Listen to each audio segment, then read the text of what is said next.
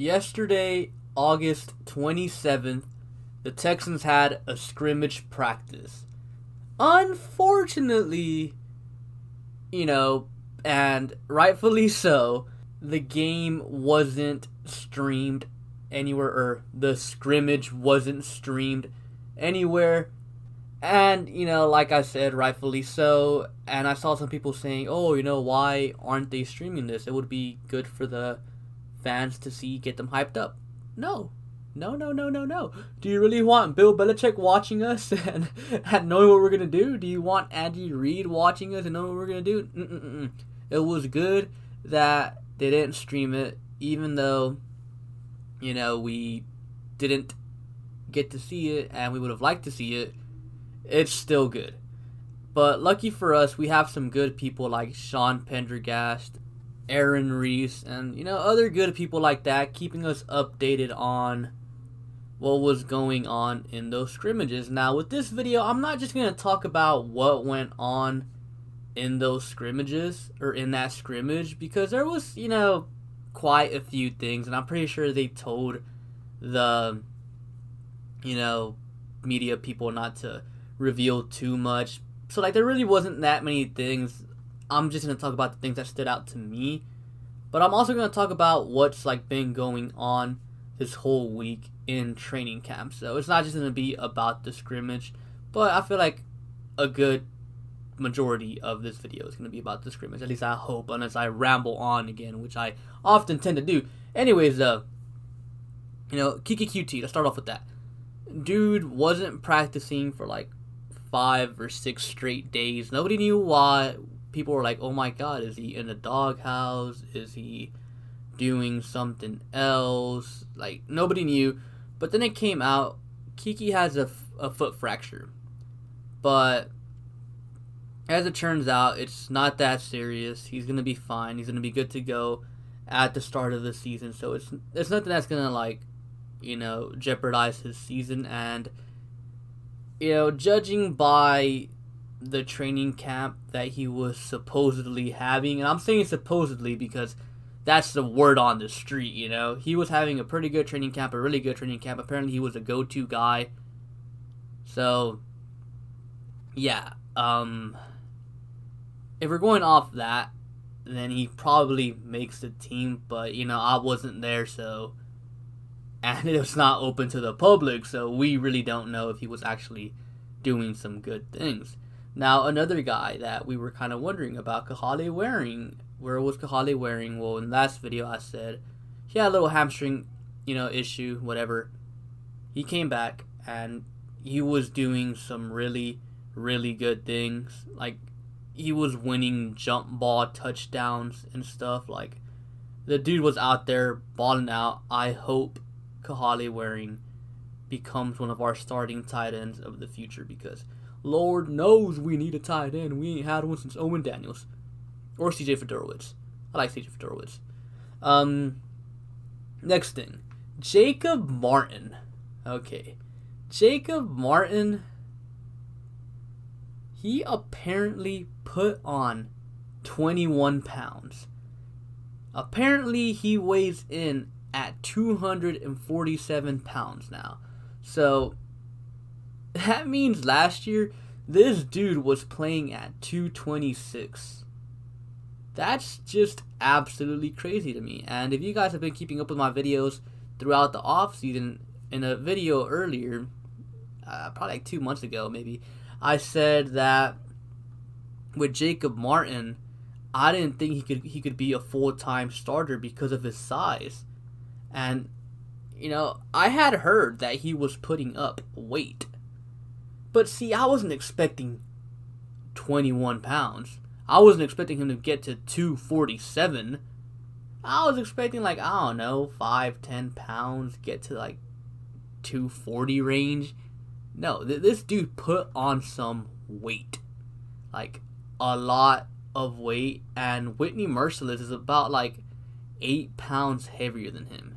So Jacob Martin, man, he can definitely end up being a full-time starter for the Texans at 247 pounds. Because my issue with Jacob Martin was great pass rusher, good pass rusher, situational pass rusher type guy, and not that good on run defense because he's a little bit smaller, so he gets pushed around more, harder for him to take on those big, tubby offensive linemen. But now that he's added 21 pounds, I think he can do that. I think he can provide something in the run game, and I think he can eventually take that starting spot from Brendan Scarlett, and I hope it's week 1. I hope he takes it from him week 1 because I do not like Brendan Scarlett like that. Alright, next guy though. John Reid. I feel like I've been talking about John Reid in all these training camp videos, but O'Brien came out and said John Reid is doing really, really good. And he even said he's probably the best rookie out there for the Texans. And here's the thing, man. If John Harris says it or, anyone else says it, it's whatever. Whatever. But when O'Brien praises a rookie, you better believe it. Because O'Brien, he doesn't really praise rookies like that, man. It's rare. Like, O'Brien don't really play rookies like that unless you're a first round pick, and he, yet alone does he even say good things about them. Like, that's some high praise, man, in my opinion. And I'm not saying John Reid's gonna be like an all-star corner, but hey, don't be shocked if this guy becomes our nickel corner of the future.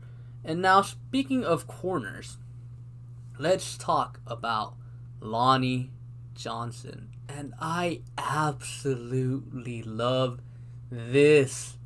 Lonnie Johnson came out and said, I'm not a corner.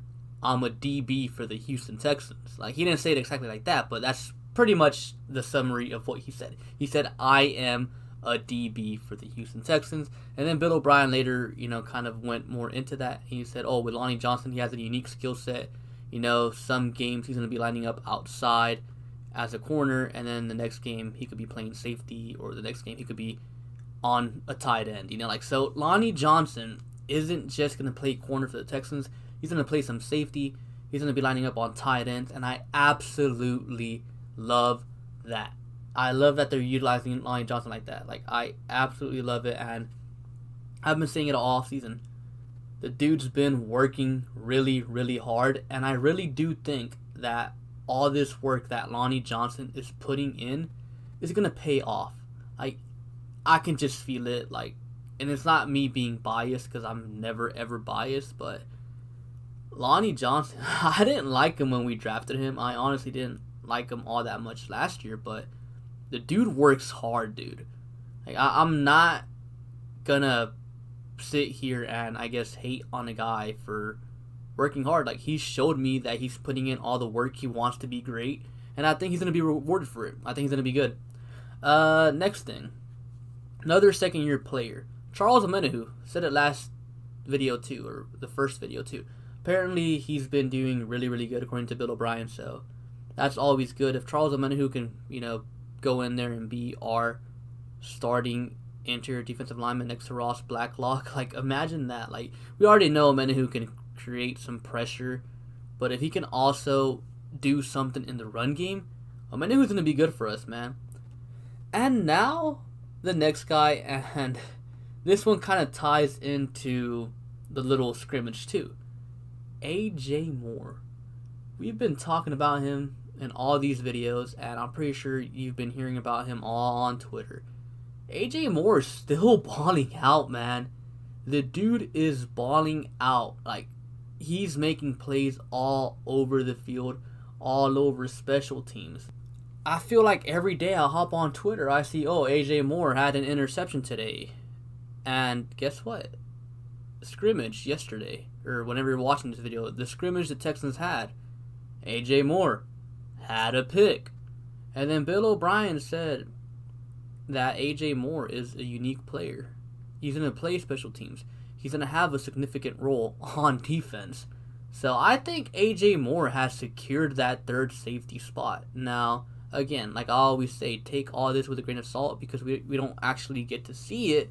But if all this is true, this is definitely an interesting development, man, because I was not expecting AJ Moore to be our third safety. Like, if the dude actually comes out here and balls out, then I'm happy, because I've been a guy that's kind of been, like, asking the Texans to sign into their safety, like whether it's Eric Reid or Earl Thomas, because I didn't think we had that third safety. But hey, if AJ Moore can be that guy, then whatever. I am happy. Now, also in the scrimmage, Deshaun Watson apparently had a very, very good day.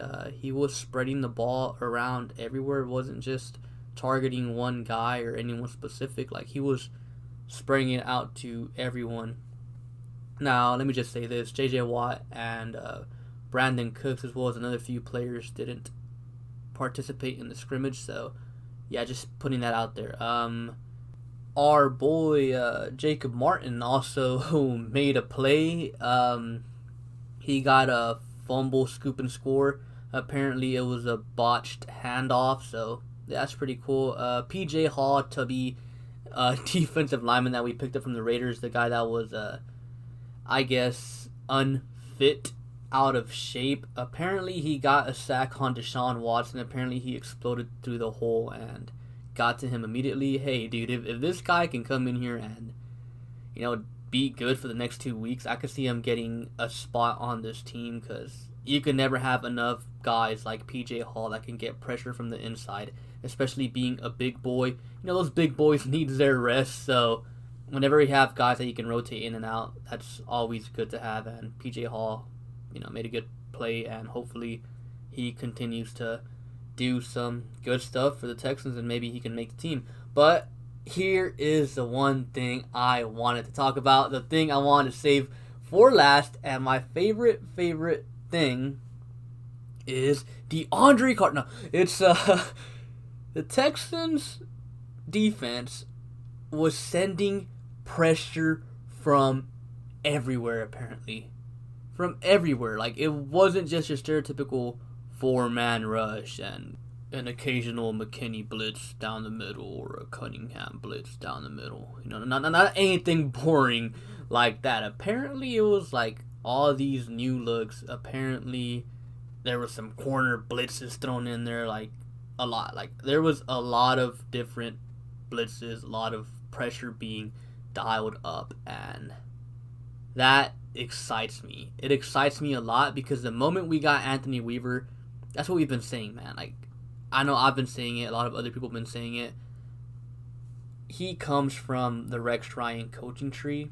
Yes, he's been under Romeo Crennel for the past few years, but he's not just going to take and, rehash what Romeo Crennel has been doing. He's going to add in some of that Rex Ryan defense as well.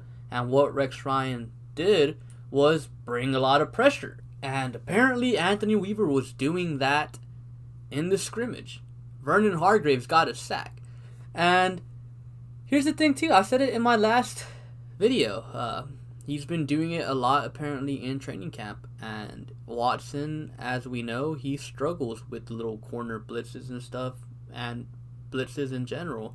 So if Anthony Weaver's doing this to help Deshaun Watson's growth, that's good, man. It's very, very good. Watson's going to be a good player. And, apparently Randall Cobb, one of the reasons they got him is because he can ID all that. Like, he can call that out, point that out to Deshaun Watson. It's like, hey, man, there's a blitz coming. I'm going to go here. I'll be open, on a 5-yard little hook route, and then I'm going to take it for 5-10 more yards and get an easy first down. So Randall Cobb, I understood the signing initially, but, now that it comes out that he's a genius when it comes to that stuff, it makes the signing even better in my opinion.